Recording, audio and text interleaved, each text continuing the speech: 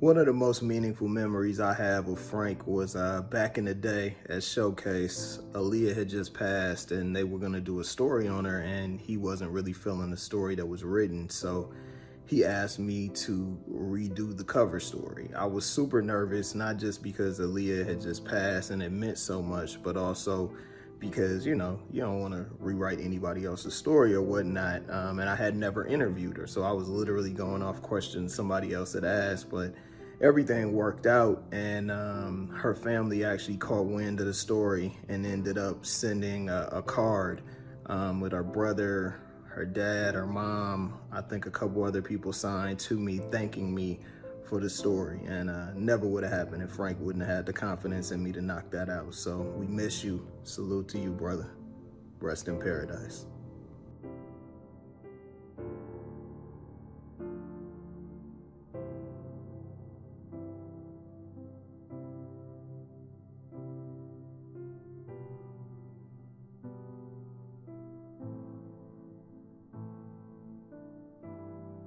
So, Frank, I just want to say thank you for opening your doors. Thank you for giving me an opportunity.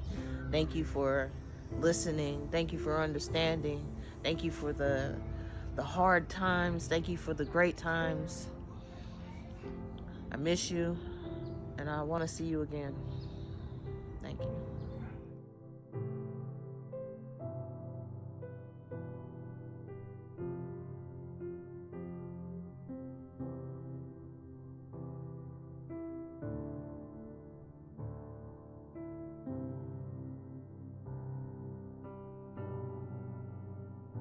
Showcase Frank Herrera. Good dude right there. If it wasn't for him, it probably wouldn't even be in me. Put me in his magazine, he put me on the shows, put me in my first big show. He loved his Niners, he loved his family, and he taught me a lot of game. Rest in peace, Frank Herrera, one of a kind.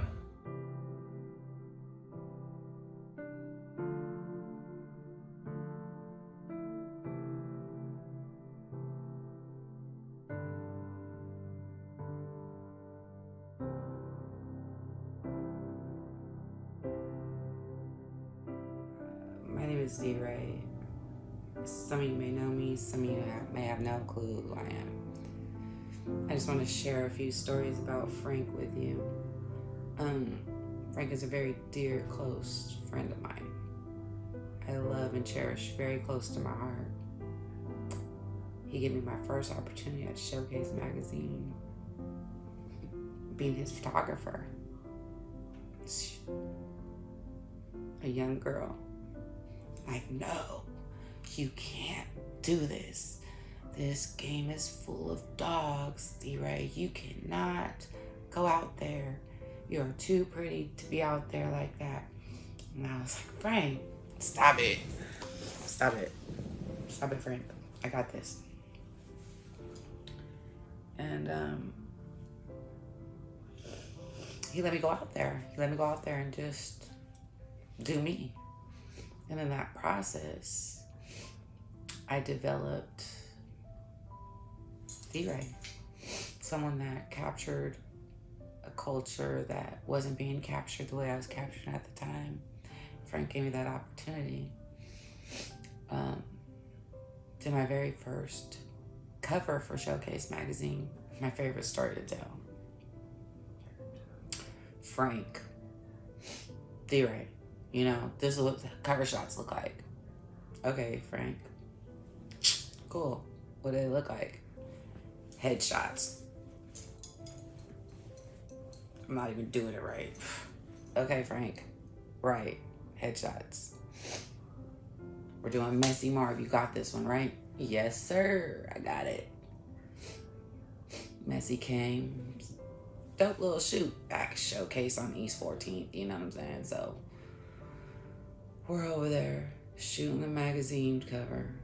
At the time, it was film, so couldn't see what the picture looked like. I mean, except in your own head until it was developed. And Frank said, D-Ray, you got the shot? Frank, I got the shot. Meanwhile, the funniest thing was Dre, Miami, and Kilo pull up and have a meeting with Frank during it. So like Frank doesn't see if I got the shot. But I got the shot. I got the shot. We developed the film, and like I said at the time, it's developing film, so it's not that simple. It's not like you're just digital cameras today where everybody's a photographer. We start to flip through the photos. I'm like, these are dope. Frank says, you didn't get the shot. So I got the shot. What? He said, you didn't get the shot. I told you what shot you were supposed to get, and you didn't get that shot. And I was like, Frank, I got the shot. He said, I'm going to have to settle because we've already lost the shot. The shoot has happened. We can never get Messi to come back and just be attentive for another 30 minutes to 40 minutes to get the shot when we already told him we got the shot. Frank, that shot, after all said and done, the bickering back and forth of Frank and I going through it, and we all know how Frank will bicker you to death if he feels some kind of way about something. I ended up getting the cover, and the cover ended up to be like one of the biggest covers. I mean, outside of Aaliyah, of course, but it was a pretty big cover. That's one of my favorite stories to tell because Frank was so serious. That's when I learned, like, oh, I had to have a little tougher skin when it came to Frank. And, you know, I grew up with a dad.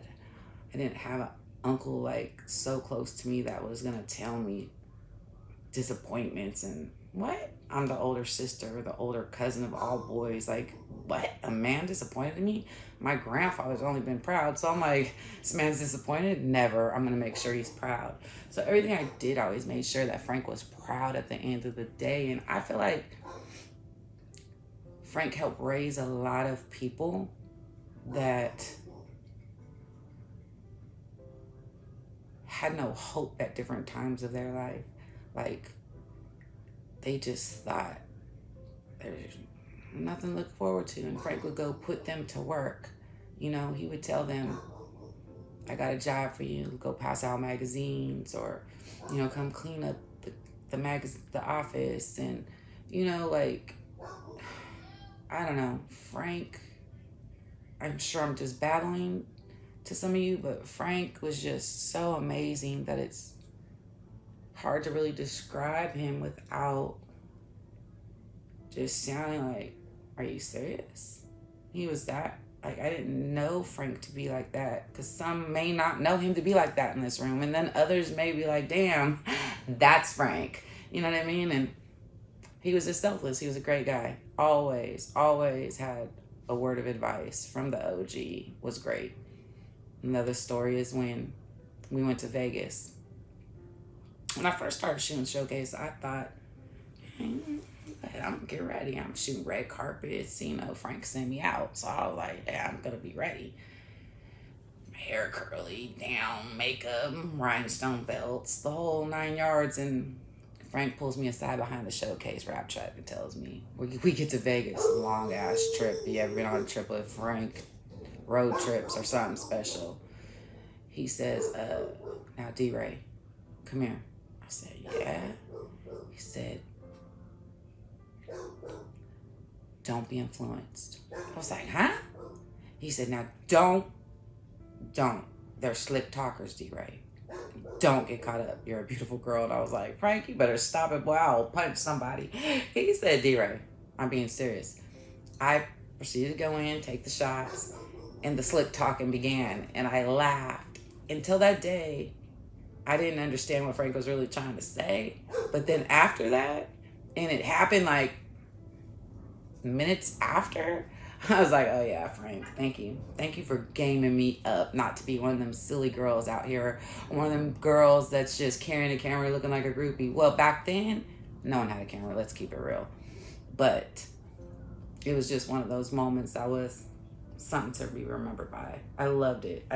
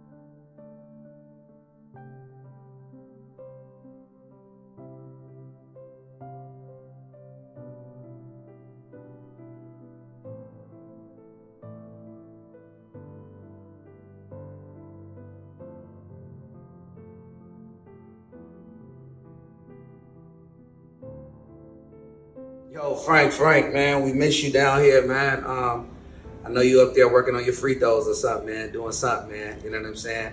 I appreciate you so much for everything that you did for my career in the infancy stages and the latter part, as well as the long talks and the mentorship and the things that you've done for everyone else.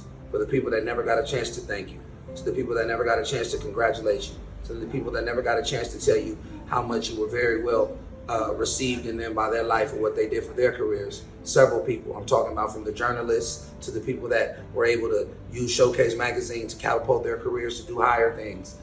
You're always an inspiration. And as we reflect on life, when we look at it, sometimes we never knew that we were entertaining angels until they received their wings and fly away. We miss you, Frank. I'm gonna always miss those frantic calls when it was not as serious as you may have put it on to be, but it was just, oh my God, Fat, man, you just don't know, man, what's going on right now, man. They're calling my phone and what they calling you about, Frank? I almost ran out of gas. It was just crazy stuff like that that made you who you were, man, and it was amazing, man. My partner, man. I always think about you and I always will hold you in high regards. And I will continue to understand that some people come in our life for reasons and some people come in our life for seasons. And you came in my life for a big reason, man. You helped me understand the nature of people that did things for others that never wanted nothing back. They just wanted to see others win. You were the epitome of that. And I thank you. The air way, not the other way.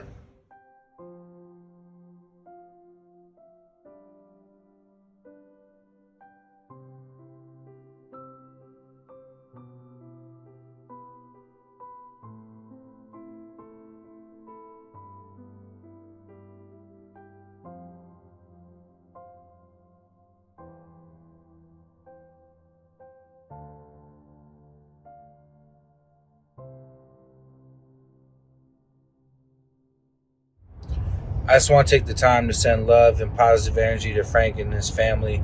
Frank was a solid guy, and I'm blessed to have developed a friendship with him over the years. He always had my back.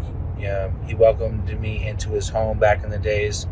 A lot of us into his home during the Hy-Vee movement when we pulled up the yellow bus to his crib, and I was like, this is a stand-up guy. He was a staple in Bay Area history, and I'm blessed to call him my friend.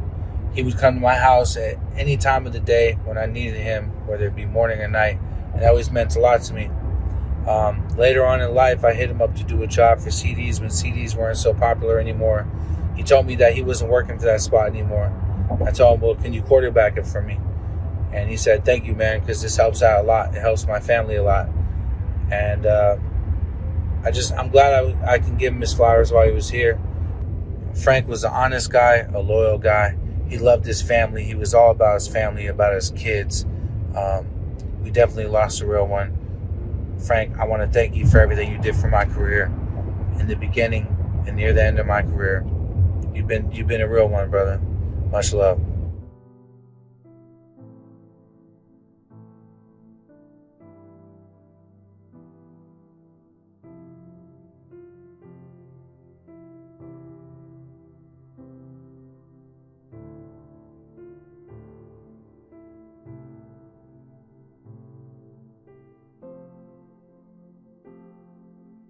Hello, my name is Sean Kennedy.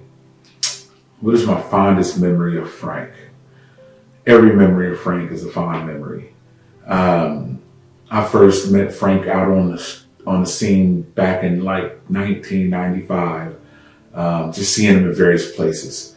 And he created a show, very innovative show, which incorporated radio personalities as the host of the show, which was way before its time. Today we see that on YouTube with the various different Sway in the Mornings and things of that nature, where Frank was doing that way back in 1995. So Frank and I became really good friends, and I created a promotional company and started working for major record labels, first independent labels, then major record labels. And along that way, Frank was always there, promoting various artists, a lot of local talent, talent from outside the area. Frank was putting it down. And one of the biggest memories I have of Frank is, I want to say it might have been the 2004 BET Awards, maybe 2003 BET Awards. And Frank was killing it. He had about 5 or 6 expeditions wrapped with different artists on it, sitting on chrome wheels. And that was way before his time. In the Bay Area during that time, there was only a few people with wrapped vehicles, and I was one of them. I ran various different major artists, and Frank with Showcase Magazine flipped it and came out with 5 or 6 trucks with all different wraps on them, sitting on Lexani rims. I never forget that. And we went to BET Awards and murdered it. I mean, we went out there and promoted so hard, it was just like a choo-choo train of other rap label trucks following behind Showcase Magazine. Really big moment. A lot of record labels saw what Frank was doing and emulated it around the country. They'll never say that they did it, but me working for major labels and looking at what they were doing in other markets, I said, there's no way in the world they thought of that. They got that from Frankie, Uncle Frankie. Frankie was a community person, always down, always helping out, always sharing knowledge. That's one of the biggest things that he's done. People who work with Frank always was blessed with the game that Frank had, and he always shared it, and myself included. And we've gone on to do a lot of great things in and outside of music because of the love that Frank Herrera showed us. So, I just want to say I love you, Frank. Thank you for the many blessings and the many conversations that you shared with me, the strategies, the ideas, the culture, everything you're about, man, family and friends and the 49ers, man. Frank, man, you were bigger than life, man. And you are very bright light, man. I mean, your light illuminated me, even right to this day. When I think of you and think of what you meant to my career and meant to me personally, it just shines so bright, man. So I just want to let you know, as I let you know all the time, because I talk to you, that I love you and that I physically miss you. However, I know that you're still here. I know that you're still guiding and shining your light on all of us. So thank you, Frank. Thank you for being a friend. Thank you for being a fan. Thank you for being a spiritual friend. And thank you for being the beautiful human being you are.